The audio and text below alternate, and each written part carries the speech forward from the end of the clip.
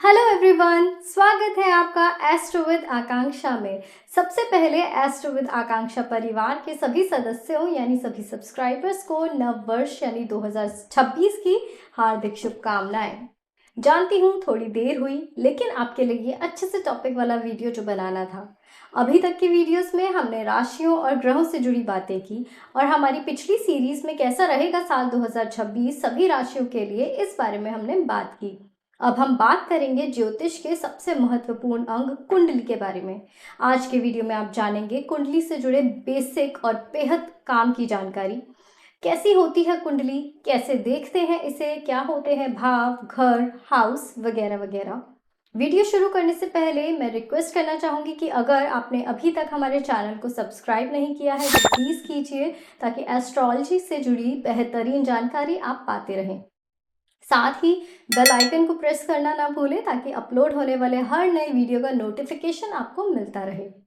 तो जैसा कि आप स्क्रीन पर देख सकते हैं, ये है एक कुंडली। ये सभी खाने इसके भाव कहलाते हैं, जिन्हें इंग्लिश में हाउस भी कहते हैं और हिंदी में भाव को घर भी कहते हैं। ये है कुंडली का पहला भाव और ये भाव एंटी क्लॉकवाइज आगे बढ़ते हैं। ये होता है पहला भाव, ये होता है दूसरा भाव, तीसरा भाव, चौथा भाव, पांचवा भाव, छठा भाव, सातवां भाव, आठवां भाव, नवा भाव, 10वां भाव, 11वां भाव और 12वां भाव। पहले भाव को लग्न कहा जाता है, फिर ऐसे ही द्वितीय, तृतीय, चतुर्थ ऐसे ही आगे बढ़ते हैं और ये टोटल 12 होते हैं। अब यहाँ पर आपको एक नंबर दिखाई दे रहा है। यहाँ पर कोई भी नंबर हो सकता है, 1 हो सकता है, 2 हो सकता है, 5 हो सकता है, 1 से 12 के बीच में कोई भी नंबर यहाँ हो सकता है। ये नंबर भाव का नंबर बिल्कुल नहीं होता, ये राशि का नंबर होता है। एक मतलब पहली राशि, दूसरा होगा तो मतलब दूसरी राशि। यहाँ अगर 5वां नंबर हुआ तो मतलब 5वीं राशि, लेकिन ये सीक्वेंस आगे बढ़ता रहता है। अगर यहाँ 5 होगा तो यहाँ 6, 7, 8, 9, 10, 11, 12, फिर 1, 2, 3, 4, इस तरह से सभी भाव आगे बढ़ते हैं। पहली राशि हमारी होती है मेष, दूसरी होती है वृषभ जिसे वृष भी कहते हैं, तीसरी होती है मिथुन, चौथी होती है कर्क, पांचवी होती है सिंह, छठी होती है कन्या, सातवीं होती है तुला, आठवीं होती है वृश्चिक, नौवीं होती है धनु, 10वीं होती है मकर, 11वीं होती है कुंभ और 12वीं राशि होती है मीन। अब हम भावों के बारे में बात करते हैं और जानते हैं कि क्या कहते हैं ये सभी भाव आपके और आपके जीवन के बारे में। कुंडली का हर भाव आपके बारे में कुछ बताता है। तो शुरुआत करते हैं पहले भाव से, जिसे लग्न भी कहते हैं, जैसा कि मैंने आपको अभी बताया। पहला भाव खुद आपको, आपकी पर्सनालिटी यानी आपके व्यक्तित्व को, आपके कैरेक्टर यानी चरित्र को, आपके शरीर, कद, काठी, सिर, स्वास्थ्य को दर्शाता है। यह भाव बताता है कि आप कैसे दिखेंगे, आपका स्वरूप कैसा होगा, सामान्य रूप से आपका जीवन कैसा रहेगा, जीवन में समृद्धि, खुशियां, प्रसिद्धि कितनी मिलेंगी। यह भाव आपके निवास स्थान के बारे में भी बताता है। अब आते हैं दूसरे भाव यानी द्वितीय भाव पर। कुंडली के द्वितीय भाव को कुटुंब भाव और धन भाव भी कहते हैं, क्योंकि ये आपके कुटुंब के बारे में और धन के बारे में बताता है।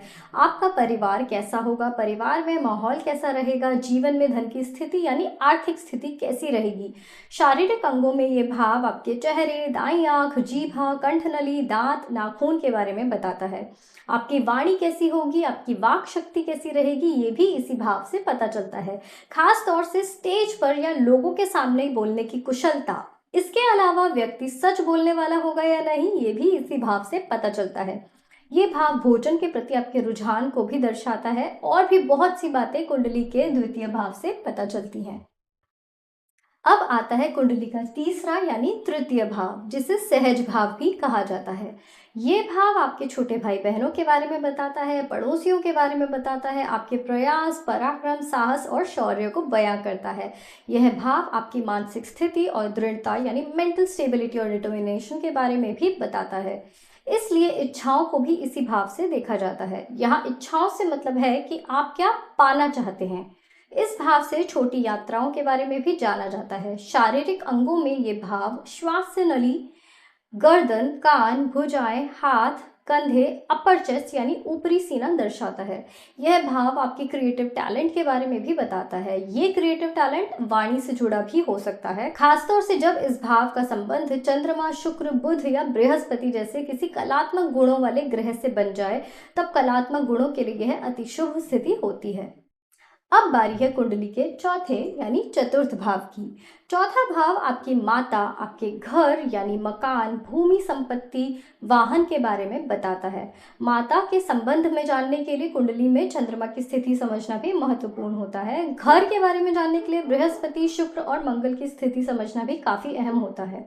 चतुर्थ भाव एक बहुत ही महत्वपूर्ण भाव है जो जीवन में प्राप्त होने वाली खुशियां, सुख, शांति, विद्या के बारे में बताता है। यह बताता है कि आपकी संगति कैसी रहेगी, यानी किस तरह के लोगों के बीच आपका उठना बैठना रहेगा। यह भाव आपके हृदय यानी हार्ट, छाती, लंग्स के बारे में बताता है। डॉक्टर के हॉस्पिटल के बारे में बताता है तो कलाकार के कलागृह के बारे में भी बताता है। जीवन में मिलने वाले बड़े पद या ओहदे को भी इसी भाव से जाना जाता है, इसलिए ये राजनीतिक पद के बारे में भी बताता है। तो हुआ ना चतुर्थ भाव एक बहुत ही महत्वपूर्ण भाव। आइए अब जानते हैं पंचम भाव यानी कुंडली के पांचवें भाव के बारे में। ये भाव भी बहुत ही महत्वपूर्ण भाव है। आखिर ये विद्या यानी सीखने का भाव जो है, ये भाव आपकी बौद्धिक क्षमता, क्रिएटिविटी, आपके इंटेलिजेंस को दर्शाता है। यह पूर्व जन्म के कर्मों को भी बताता है और उन पर आधारित आपके भाग्य को भी दिखाता है। यह संतान भाव भी है। व्यक्ति की याददाश्त के बारे में, लॉटरी के संबंध में, सट्टा बाजारी, टैक्स, प्रेम संबंध के बारे में भी बताता है पंचम भाव। पेट, लिवर, स्पाइनल कॉर्ड मतलब रीढ़ की हड्डी, स्मॉल इंटेस्टाइन यानी छोटी आंत के बारे में पंचम भाव से ही पता चलता है। कुंडली का छठा भाव यानी षष्ठम भाव रोग, बीमारी, रिपु यानी शत्रु और ऋण यानी लोन का भाव कहलाता है। चोट और घाव भी इसी भाव से पता चलते हैं और क्योंकि यह शत्रु का भाव है तो शत्रुओं से होने वाली परेशानी, लड़ाई झगड़ा, कानूनी मुकदमेबाजी को भी यही भाव दर्शाता है। अगर चतुर्थ भाव खुशियों का और सुखों का भाव है तो छठा भाव इसका उलट दुख और चिंताओं का भाव होता है। दुर्घटनाओं का भी पता इसी भाव से चलता है। ये भाव मामा और ममेरे भाई बहनों के बारे में भी बताता है। पालतू जानवर यानी पेट एनिमल्स के बारे में भी पता चलता है षष्ठम भाव से।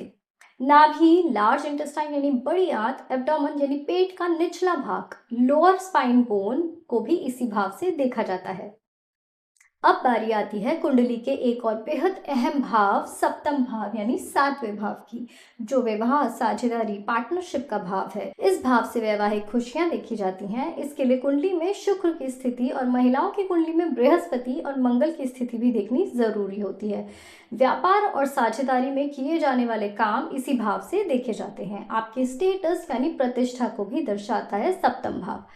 इस भाव से विदेश यात्रा या विदेश में यानी जन्म स्थान से दूर स्थित भूमि संपत्ति को भी देखा जाता है, क्योंकि ये भाव लग्न से सबसे ज्यादा दूरी पर होता है। यह भाव सामने से पता चलने वाले शत्रुओं के बारे में भी बताता है। बात करते हैं अब कुंडली के अष्टम भाव यानी आठवें भाव के बारे में। अष्टम भाव जीवन में अचानक घटने वाली घटनाओं के बारे में बताता है। ये घटनाएं अच्छी, बुरी, कैसी भी या किसी भी तरह की हो सकती हैं। आयुष्य से लेकर दुर्भाग्य तक को बताता है अष्टम भाव। विरासत, पैतृक संपत्ति, ससुराल पक्ष, जीवन साथी की धन संपत्ति को दर्शाता है अष्टम भाव। यह भाव उच्च शिक्षा से जुड़ी रिसर्च, गहन रिसर्च के बारे में भी बताता है। परेशानियां, अड़चने, दुख, संकट, चोरी, छुपे हुए शत्रु जो अचानक से सामने आते हैं, रहस्यमय विषय, ज्योतिष शास्त्र, ट्रांसफॉर्मेशन यानी अचानक होने वाला परिवर्तन, इन सब के बारे में हमें अष्टम भाव से ही पता चलता है। अब आता है कुंडली का नवम भाव, जो कि एक अति शुभ और अति महत्वपूर्ण भाव है। इसे धर्म और भाग्य का भाव भी कहते हैं, क्योंकि ये धर्म, देव भक्ति, दया, पूजा स्थान, तीर्थ यात्राएं, भाग्य, समृद्धि, प्रसिद्धि के बारे में बताता है। भविष्य का विचार भी इसी भाव से किया जाता है, क्योंकि ये भाव आपके इस जन्म में किए जाने वाले कर्मों को भी दर्शाता है। इसके अलावा ये गुरु, पिता, पौत्र का भी भाव माना जाता है। पिता की अमीरी गरीबी, पिता के घर को भी दर्शाता है नवम भाव। इस भाव से उच्च शिक्षा या वो शिक्षा जो आप अपने खुद के खर्च से करने वाले हों या आध्यात्मिक शिक्षा को देखा जाता है। दशम भाव यानी कुंडली का 10वां घर, इसे कर्म भाव भी कहते हैं, क्योंकि यह आपके कर्म, अच्छे बुरे सभी तरह के कर्म, प्रोफेशन, किन कर्मों से समाज में आपकी पहचान बनेगी इस बारे में बताता है। यह भाव करियर, जॉब, आजीविका के साधन को दर्शाता है। पद, पदवी, सम्मान, सत्ता, राजनीतिक करियर, नेतृत्व, ख्याति, कीर्ति, सरकार या शासन के साथ कार्य और उनसे सम्मान की प्राप्ति, ये सब दशम भाव से देखा जाता है। और जैसा कि मैंने ग्रहों की सीरीज में भी बताया था, सूर्य, शनि, बृहस्पति और बुध दशम भाव के कारक होते हैं। यानी इन ग्रहों की कुंडली में स्थिति आपके दशम भाव और उससे जुड़े क्षेत्रों का आकलन करने में मदद करती है। घुटने, जॉइंट बोन्स मतलब जोड़ों की हड्डियां इसी भाव से देखी जाती हैं। अब बात करेंगे कुंडली के एकादश यानी 11वें भाव की, जो कि लाभ और इच्छा पूर्ति का भाव कहलाता है। हर प्रकार के लाभों की पूर्ति इसी भाव से देखी जाती है। कर्मों का अच्छा परिणाम मिलेगा या बुरा इसी भाव से पता चलता है। बड़े भाई बहन, उनके साथ संबंध, मित्र और आज के समय में कह सकते हैं कि आपका सोशल सर्कल इसी भाव से देखा जाता है। शुभ समाचार, सम्मानित होना या पुरस्कृत होना, वैभव, अच्छी खबर, आभूषण, अन्य प्रकार के सांसारिक सुख आदि इसी भाव से देखे जाते हैं।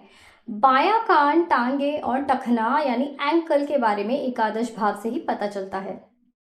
अब आता है कुंडली का द्वादश भाव यानी कि 12वां और अंतिम भाव, जिसे व्यय यानी खर्चे का भाव कहा जाता है। अस्पताल, विदेश निवास या विदेश यात्रा, विदेश में भू संपत्ति, खर्चा, कारावास यानी जेल, चोरी, हानि, धोखेबाजी, पतन के बारे में द्वादश भाव से ही पता चलता है। इस भाव का एक बहुत ही महत्वपूर्ण और एक अच्छा पहलू भी है। किसी के लिए भी जीवन का सबसे अहम पहलू या यूं कहें कि जीवन यात्रा के उपरांत सबसे अहम भाव होता है मोक्ष। इसे भी द्वादश भाव से ही देखा जाता है। इसी भाव से पता चलता है कि ये जीवन यात्रा पूरी होने पर मोक्ष मिलेगा या नहीं। बाईं आंख, पैर, पंजे, पंजे की हड्डी, ये सब द्वादश भाव से देखी जाती हैं। तो आज के इस पॉडकास्ट में हमने कुंडली को समझा, कुंडली के सभी भावों को जाना, उनके महत्व को, उनसे जुड़े कारक तत्वों को जाना। पर ध्यान रहे कि हर भाव से जुड़े जो भी पहलू मैंने आपको बताए वो सभी खास खास पहलू हैं। असल में ऐसी बहुत सी चीज़ें हैं जो इन सभी भावों से देखी जाती हैं। अब आगे हम कुंडली के अलग अलग भावों में ग्रहों की स्थिति पर चर्चा करेंगे। वीडियो पसंद आया हो तो प्लीज़ कमेंट करके ज़रूर बताएं। वीडियो को लाइक करना और अपने ज़्यादा से ज़्यादा लोगों के साथ शेयर करना न भूलें। जुड़े रहिए हमारे साथ ऐसे ही बेहतरीन और काम की जानकारी पाते रहने के लिए। धन्यवाद। जल्द मिलेंगे अगले वीडियो के साथ।